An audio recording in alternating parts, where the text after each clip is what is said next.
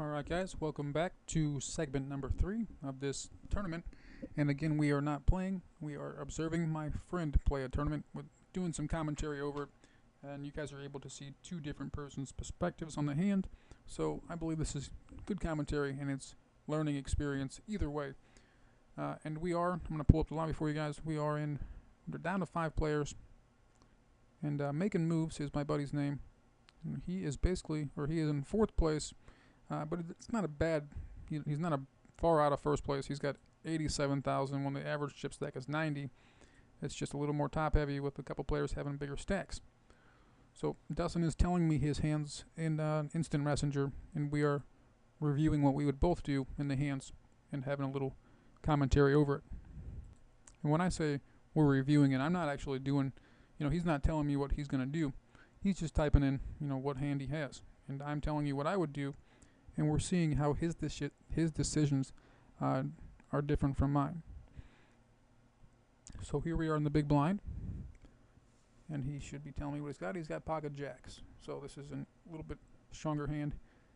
The button limps in, and I think I'm going to raise here and make it like 15,000. That would be my play. I'd want to get a few more chips in there when this player has good position, but they're showing weakness by limping in. So 15,000 is my play. Man, his play is all in. I guess he wanted to be a little more aggressive, and he has shown more aggression. So, guys, I also wanted to just apologize because I know I'm messing these videos up. He didn't tell me what he had, but he just folded, so it doesn't really matter. It's just a bad hand is all we need to know. I just wanted to say I messed his videos up. I didn't number them correctly. Again, we have a Jack Queen. I'm sure he's going to raise. If I was going to raise, I'd make it 15,000, and I would raise. The big blind has a small stack. He makes it 18,000. So what that means is if the big blind does decide to play, well, never mind. That player goes all in. So now I think we have to fold it. And Dustin is not stopping with the aggression. He definitely turns the aggression on at the end of tournaments.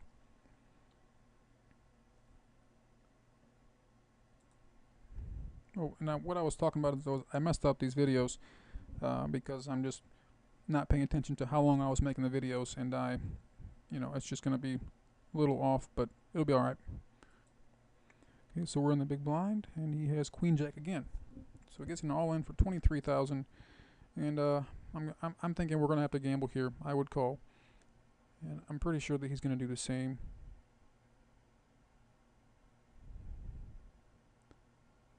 Not much for him to call. About 15,000 for him to call. And it is a gamble that he's able to make because the guy does have a smaller stack. So he's got 2 live cards. The guy does have an ace to beat him. They both hit a pair. Jacks are ahead. And the guy hits trips on the river. So the best hand technically won. But he made a gamble, and the guy got lucky twice. Or they both got lucky, really.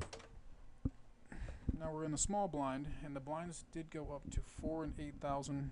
He's not telling me what he's got just yet, but there is a min raise to 16,000. I'll assume he's going to fold, and he does. So we're 4-handed now, or excuse me, 5-handed still. And the hands are coming around a little bit more often, so there's more decisions to be made.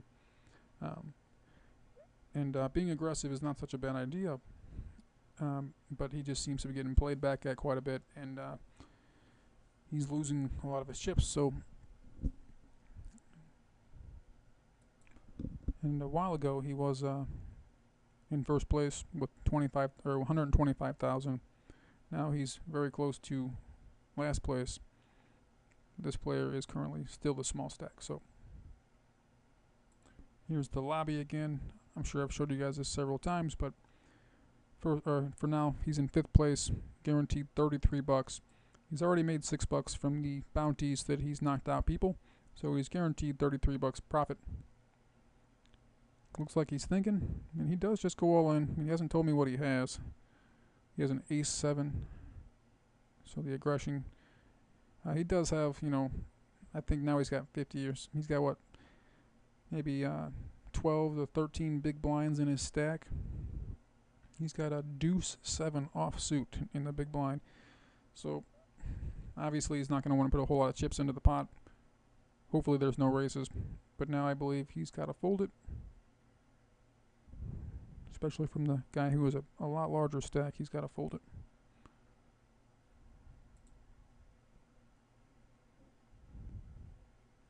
So small blind. He's got a deuce 8 this time. And I'm thinking I'm going to fold this hand no matter what, considering the bigger stack of the big blind. I wouldn't even come into this pot, and he does the same. And guy shows a pretty solid hand. So big chip leader here, 200,000.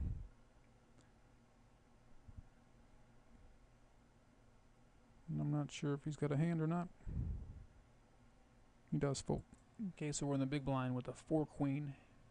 There's an all-in ahead of us. I'm going to have to fold it, even though we're getting eaten alive by these blinds. You got to fold a hand like queen 4 there. And the players are being quite aggressive. There is a player with 21,000. In the small blind, we have a 4-8.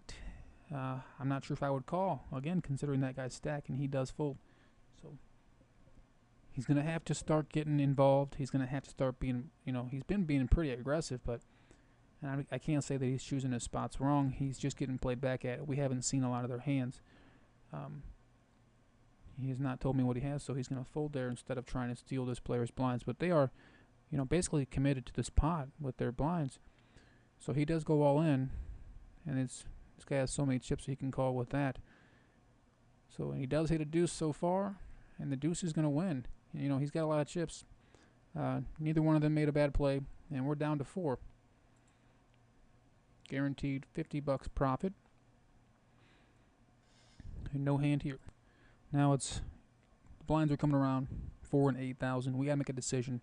It's almost like we have to go all in with, in my opinion, if I have a queen 9 or better in that spot, I'm shoving. You have to get some chips in there because you're not gonna be able to compete with these guys. When the blinds pass us by, it's gonna take 12,000 from us, so that'll leave us with like 14,000. And if we call the small blind, then we'll have 10,000. So we got to make a play. And in the big blind, it's probably going to be a hand that we get our chips in there because we just can't compete with these guys and their stacks. So hopefully the big blind is something good to us. So here's the big blind, and he tells me he has to make some moves. I don't know what he's got yet. 6 something. He says S6, and I don't know what that means, but guy goes all in and he folds it. So I don't know what S6 is, Dustin. You gotta clarify better. Okay, here in the small line, he's got a king 4. I would guess that he's gonna go all in. I would have went all in because a king is a better hand than a random hand. So we're making some different plays, some opposite plays, and he's went all in, but he hasn't told me what he's got. So he might be getting a little frustrated. He's pretty much got to choose a hand, and we'll see. Hasn't told me what he's got. He gets called. He's got 9-7. He typed it in right at the last minute. 9-7. King 4 would have been better than 9-7. He needs some help. He doesn't get it. Queen high is going to win the hand, and Dustin's going to be out in 4th place. Not a bad showing. 150 players entered.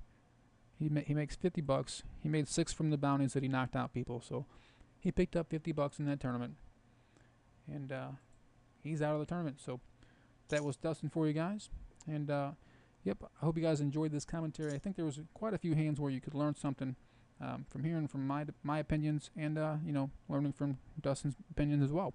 So it's not a bad showing, and you can never argue with the results. So, all right, guys, I do appreciate your time for watching, and have a good one.